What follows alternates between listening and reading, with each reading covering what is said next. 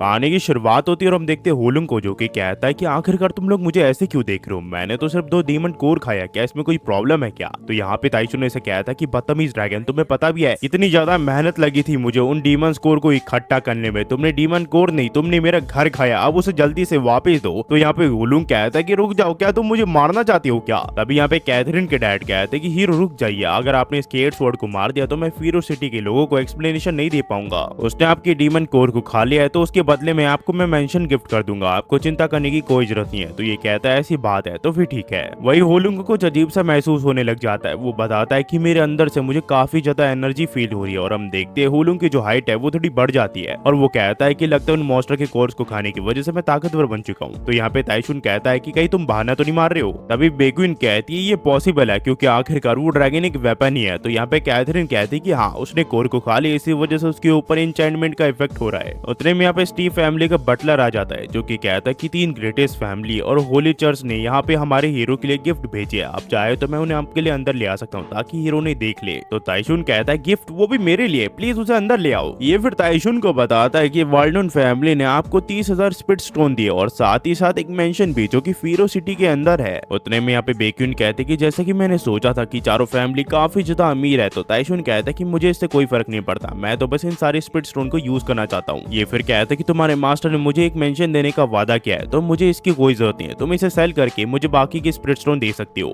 ये बटलर फिर से बताता है कि डो फैमिली ने आपको एक होली आर्मर गिफ्ट किया है जो कि काफी ज्यादा मजबूत है। तो ये कहता है ये काफी ज्यादा भारी है, ये मुझे पसंद नहीं है, तुम इसे बेच के मुझे पैसे दे सकते हो। बटलर फिर से बताता है कि ओनेसिस फैमिली ने आपके यहाँ पे मेड्स भेजी है जो कि काफी ज्यादा हॉट है, जिनके साथ आप गुलू गुलू कर सकते हो। ये कहता है कि तुम्हारा मतलब क्या है इससे। तभी यहाँ पे वो मेड्स आ जाती है जो कि कहती है कि मास्टर आपसे मिलकर काफी ज्यादा अच्छा लगा हमें, आपको हम यहाँ पे सर्व करने के लिए आए हैं। ये देखे कैथरीन सोच रही होती है कि आखिरकार ओनेसिस फैमिली ऐसी बेशरम हरकत कैसे कर सकती है। उतने में ताइशुन कहता है कि तुम तीनों काफी ज्यादा सुंदर हो, तुम वही करोगे ना जो मैं कहूंगा। ये कहते हैं कि हाँ आप जो कहोगे हम वही करेंगे। ये फिर कहता है कि तुमने सुना ना, इन सबको बेच दो और मेरे लिए पैसे लेके आओ, ये सब मुझे सडियोस करने की कोशिश करी थी, इन्हें क्या लगा मैं इनके पीछे पागल हो जाऊंगा। इसकी ये बात सुन के वो मेड्स कहती है इसने हमें रिजेक्ट कर दिया, आखिरकार ये कैसे हो सकता है, इतने सालों में हमें किसी ने भी रिजेक्ट नहीं किया, आखिरकार ये सब यहाँ पे चल क्या रहा है। ये फिर बताता है आखिर में आती है होली चर्च की मिड रैंक प्रीस्ट मेल जो कि आपके लिए लेके आई है मेडल ऑफ नाइटहुड। मेल फिर यहाँ पे कहती कि जोंग ताइशुन आप पहले आदमी हो जिसने स्केट स्वॉर्ड को वहां से बाहर निकाला 1000 साल के बाद। तो होली क्रॉस चर्च ने ये डिसाइड किया है कि वो आपको मेडल ऑफ नाइट से सम्मानित करेगी। और ताइशुन इसे पूछता है क्या ये मेडल महंगा है, क्या इसके बदले में मुझे पैसे मिल सकते हैं। पर यहाँ पे मेले से बताती है ये मेडल ऑफ नाइटहुड है, ये एक सिंबल है पावर ऑफ पोजीशन का,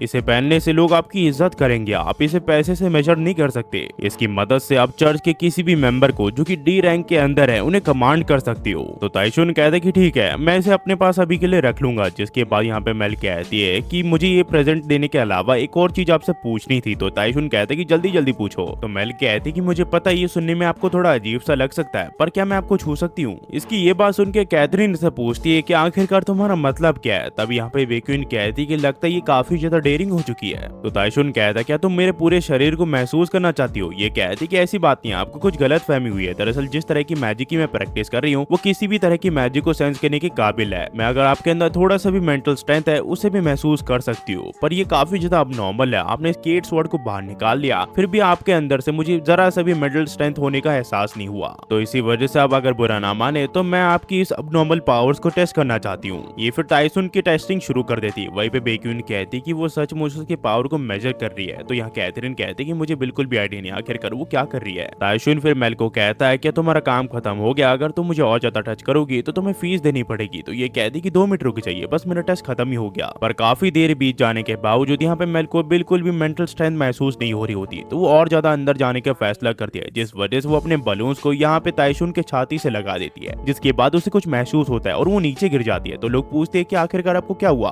मेल बताते कि मैंने एक अननोन पावर को महसूस किया जो कि काफी ज्यादा ताकतवर था और वो स्केट स्वॉर्ड से काफी ज्यादा सिमिलर था और उसकी जो ताकत है वो मेंटल स्ट्रेंथ से काफी ज्यादा ताकतवर थी। तभी ताइशुन ने बताता है अगर तुम्हारी टेस्टिंग खत्म हो गई हो तो मैं तुम्हें बताना चाहता हूँ कि बाहर मुझे डेमोनिक एनर्जी होने का एहसास हो रहा है। और हम देखते हैं फिर उस सिटी में यहाँ पूरी तरह तबाही मचा चुका होता है एक ड्रैगन जो कि हर जगह पे आग लगा चुका होता है। तभी हम एक लड़की को देखते हैं जो कि कह रही होती है कि आखिरकार ये सब यहाँ पे कैसे हो गया, ये मॉन्स्टर यहाँ पे क्या कर रहा है। इस मॉन्स्टर्स के बारे में तो सिर्फ अब तक मैंने लेजेंड्स में ही सुना था, आखिरकार ये असलियत में यहाँ पे क्या कर रहा है। और और ये होता है प्रीमोडियल ईवल ड्रैगन, जो कि इसके ऊपर हमला कर देता है। इसे लगता है कि फेरो सिटी के साथ वो भी मारी जाएगी, पर तभी यहाँ पे ताइशुन आ जाता है, जो कि कहता है कि घबराने की कोई जरूरत नहीं है, और ये अपने एक ब्रीज से इस ड्रैगन के हमले को रोक देता है। तो मेल कहती है उसने सिर्फ अपने ब्रीज से उसके हमले को रोक दिया, आखिरकार तुम सरप्राइज क्यों नहीं हो? तो यहाँ पे कैथरीन से बताते हैं कि हम जोंग ताइशुन के बारे में बात कर रहे हैं, ये सब चीजें अब हमारे लिए नॉर्मल हो चुकी है और तुम भी इसकी आदत डाल लो, पर आखिरकार उस ड्रैगन की तकलीफ क्या है? मेले से बताती है ये उस समय का ड्रैगन है जिस समय से इसके 8 स्वॉर्ड आया, और ये काफी बार हमारी सिटी के ऊपर हमला कर चुका है, क्योंकि यहाँ पे इसके 8 स्वॉर्ड की एनर्जी से ये अट्रैक्ट होता है।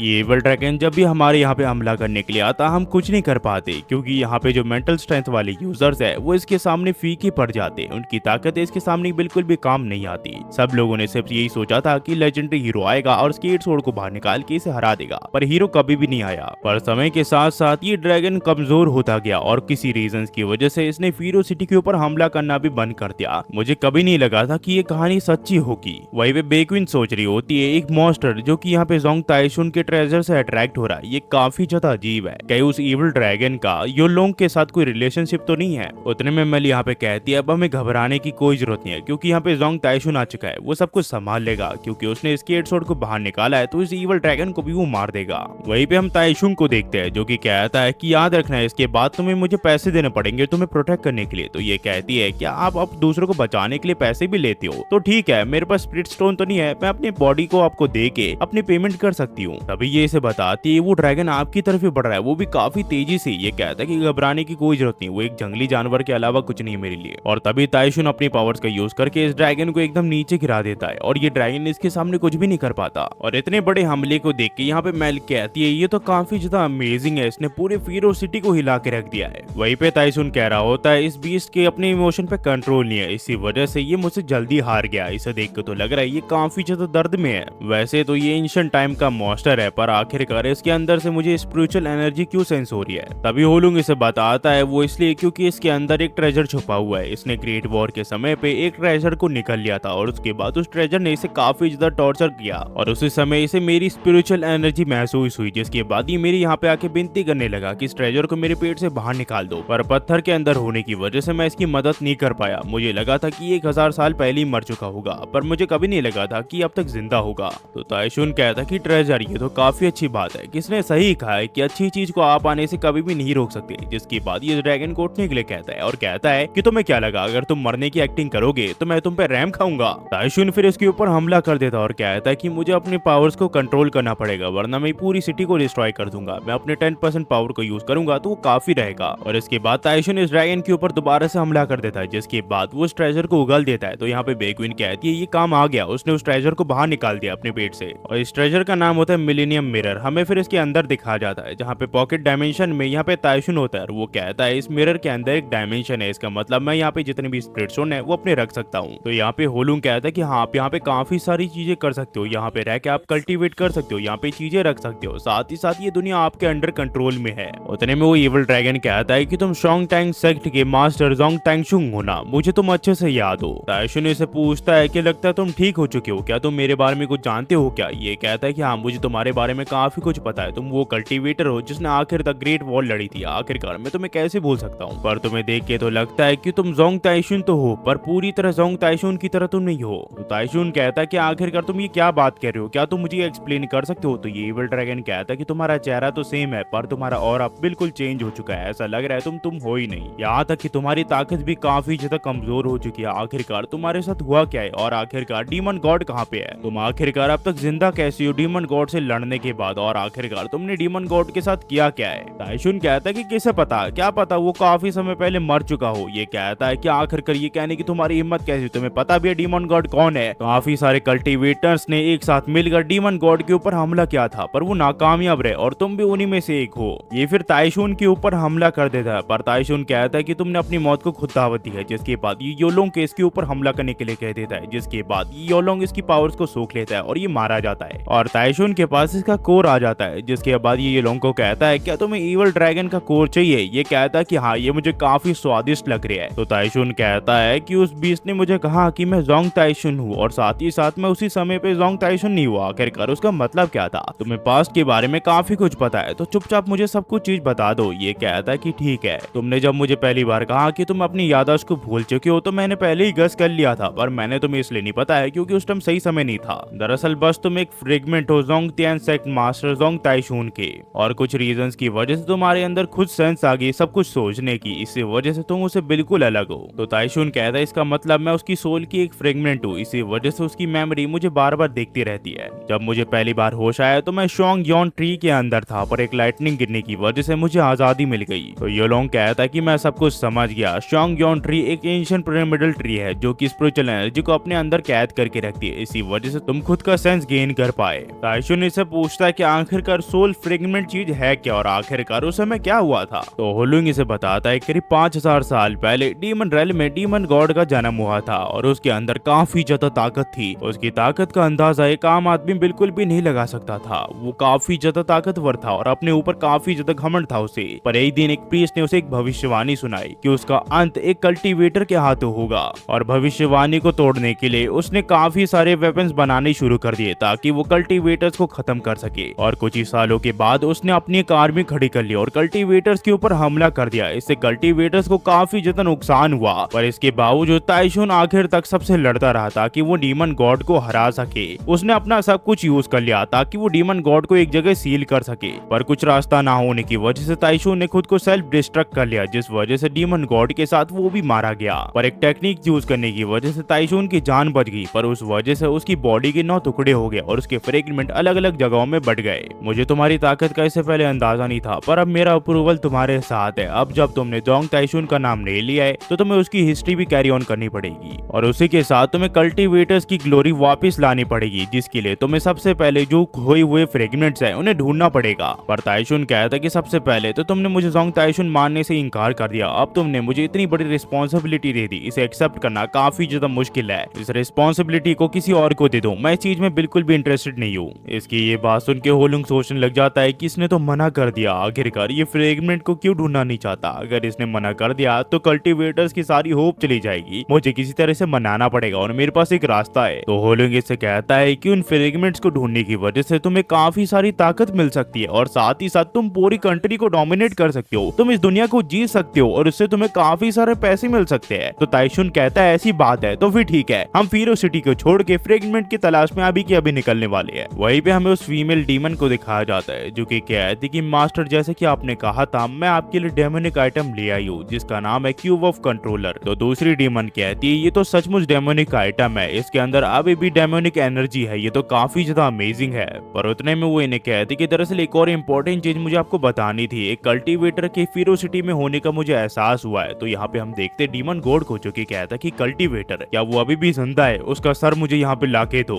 वहीं पे हमें मेल को दिखाया जाता है जो कि सोच रही होती है कि जब से ताइशूंग इस सिटी में आया है वो काफी अलग अलग सरप्राइजेस हमें दिए जा रहा है। उसने एंशिएंट ड्रैगन को मारने के साथ साथ हमें एक पावरफुल मैजिक टेक्निक भी दिखाई, वो काफी ज्यादा अनबिलीवेबल था। जब से मैं ज़ोंग ताइशून से मिली हूँ उसके बारे में मैं सोचती जा रही हूँ आखिरकार ये सब मेरे साथ चल क्या रहा है। एक नन होने के खातिर मुझे अपने डिजायर्स पे काबू करना पड़ेगा। वहीं पे हमें कैथरीन के बेडरूम के यहाँ दिखाया जाता है जहाँ पे बेक्विन चुपके से इसकी बातें सुन रही होती है। यहाँ पे ही कह रही होती है कि ताइशून कल जाने वाला है और मुझे नहीं पता कि हम इसके बाद अब कब मिल पाएंगे। मैं काफी एम्बेरस फील कर रही हूँ क्योंकि मैंने अब तक उसे कन्फेस तक नहीं किया, पर क्या पता वो मुझे रिजेक्ट कर दे। वही भी बेक्विन सोच रही होती है कि कैथरीन काफी ज्यादा सुंदर है और साथ ही साथ उसकी बॉडी भी कमाल की है, पर सबसे ज्यादा इंपॉर्टेंट चीज ये है कि वो काफी ज्यादा रिच है और ज़ोंग ताइशून जरूर से उसे पसंद करेगा। मैं थोड़ी सी जेलस तो हूँ पर मैं इसमें इसकी मदद कर सकती हूँ। बेक्विन फिर यहाँ पे अपनी पावर्स का यूज करके कैथरीन को थोड़ा लस्टफुल बना देती है। तब यहाँ पे ताइशून आ जाता है जो कि कहता है कि कैथरीन क्या तुम सोच चुकी हो, मैं कल जाने वाला हूँ, इसी वजह से मैं तुम्हें फेयरवेल कहने के लिए आया हूँ। तो कैथरीन इसे कहती कि तो फाइनली तुम यहाँ पे आ गए, मैं तुम्हारे यहाँ पे काफी देर से इंतजार कर रही हूँ, मुझे लगा तुम ऐसे ही चले जाओगे। ताइशून इसे कहता है कि आखिरकार तुमने इतने छोटे कपड़े क्यों पहन रखे हैं, तुम बीमार पड़ जाओगी, तुम्हें थोड़ा गर्म पानी पी लेना चाहिए, तुम ठीक हो जाओगी। फिर इसके बाद ये कहता है कि तुम्हारा शुक्रिया इतने दिनों तक मेरी हेल्प करने के लिए, अब मैं तुम्हें इतनी रात तक डिस्टर्ब नहीं करने वाला, तुम्हारा शुक्रिया और अपना ध्यान रखना, मैं जाने वाला हूँ कल। और तभी कैथरीन इसे अपना लव का कन्फेशन कर देती है। तो ताइशून कहता है कि जो भी तुम कह रही हो मुझे नहीं लगता तुम वो कभी भी कहोगी, क्या फॉक्स ने तुम्हारे साथ कुछ किया है। ये कहती है ऐसा कुछ भी नहीं है और हम देखते हैं इन दोनों के बीच में गुलुगुलु चालू हो जाता है। हमें फिर अगले दिन दिखाया जाता है जहाँ पे हम देखते हैं फीरो सिटी के बाहर, यहाँ बेक्विन ताइशून से पूछ रही होती है कि क्या हुआ, तुम थोड़े अजीब से लग रही हो, तुम पूरी ट्रिप के दौरान बिल्कुल भी बात नहीं कर रहे थे, तुम काफी अनफोकस लग रहे हो, क्या कल तुम अच्छे से सोए थे। ये कहता है कि ऐसी कुछ भी बात नहीं है, है, कल मैं काफी अच्छे से सोया था। तभी इनके सामने काल आ जाता है जो कि कहता है कि तुम दोनों कहीं पे भी नहीं जा रहे। तो यहाँ पे बेक्विन कहती है कि आखिरकार तुम्हारी हिम्मत कैसे हुई अकेले हमारे रास्ता रोकने की। तो ये कहता है कि मैं अकेला नहीं हूँ। और तभी हम देखते हैं यहाँ पे काल की मदर जेनी आ जाती है जो कि कहती है ये स्केट स्वॉर्ड फेरो सिटी को बिलोंग करता है और तुम इसे कहीं पे भी नहीं ले जा सकते। उस स्वॉर्ड को मुझे दे दो और मैं प्रॉमिस करती हूँ कि ओनेसिस फैमिली तुम्हारे रास्ते के बीच कभी भी नहीं आएगी। तभी यहाँ पे कुछ लोग आते हैं और कहते कि नहीं, तुम स्केट स्वॉर्ड के साथ अपनी लाइफ भी दोगे। ये पर्सन वोल्टन फैमिली का पल्पा होता है जो कि कहता है कि तुमने ट्रायल के दौरान दूसरों के डीमन कोर्स को चुराया और साथ ही साथ तुमने हमारे फैमिली के जॉन को भी मारा है।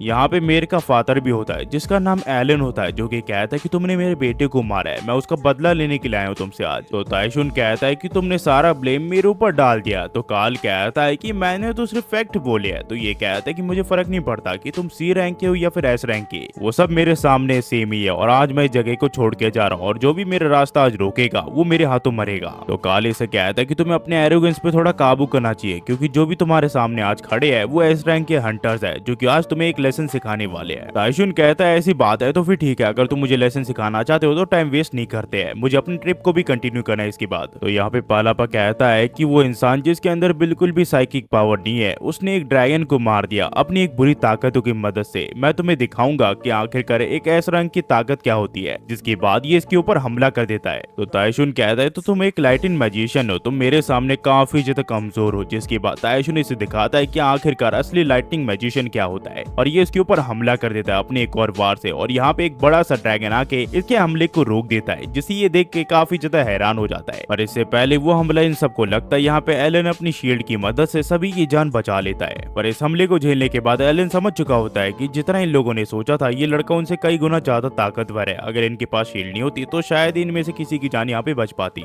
इसके बाद यहाँ पे जेनी इनसे पूछती है कि आखिरकार तुम दोनों को क्या हुआ, बूढ़े होने के साथ तुम दोनों के ऊपर क्या जंग लग गया है। पर यहाँ पे एलन ने से कहता है कि मैं तुम्हें सावधान कर रहा हूँ, वो लड़का काफी अबनॉर्मल है, तुम्हें थोड़ा सावधान रह के उसे लड़ना चाहिए। पर यहाँ पे जेनी कहती है कि ओनेसिस फैमिली के खून के अंदर ही लड़ना लिखा है, आखिरकार मुझे किसी यंगस्टर से डरने की क्या जरूरत है। अगर वो दोनों यहाँ से जिंदा वापस लौट गए तो हमारी तीनों फैमिली की काफी ज्यादा बेइज्जती होने वाली है जो कि मैं बिल्कुल भी सहन नहीं कर सकती। इन दोनों की कहानी मैं आज यहीं पे खत्म कर दूंगी। ये फिर अपने वेपन का यूज करके ताइशुन और बेक्विन के ऊपर हमला कर देती है। इसे लगता है ये दोनों सिंगल स्ट्राइक से मारे जाएंगे पर ताइशुन इसके हमले को रोक लेता है जो देख के ये काफी ज्यादा हैरान हो जाती है। वो सोचती है ये तो इम्पॉसिबल है, आखिरकार उसने मेरे हमले को कैसे रोका। तो ताइशुन इसे कहता है कि जिस वेपन से तुम मेरे ऊपर हमला कर रही हो इस वेपन से तो कोई जानवर भी ना हारे, आखिरकार तुम्हें क्या लगता है तुम मुझे इस वेपन से हरा सकती हो। पर तुम्हारे कपड़े देख के तो लगता है ये काफी ज्यादा इंटरेस्टिंग है। मैंने सुना है कि तुम नॉवेल्स की काफी वियर्ड फेटिश होती है, तुम्हारी ड्रेस मुझे काफी अच्छी लग रही है और ये काफी अच्छे दाम में बिक सकती है। ये फिर इसे नीचे खींच लेता है। तो जेनी से पूछती है कि आखिरकार तुम कर क्या रहे हो। ये कहता है कि मैं ज्यादा कुछ नहीं कर रहा, मैं काफी ज्यादा इंटरेस्टेड हूँ तुम्हारे कपड़ों में।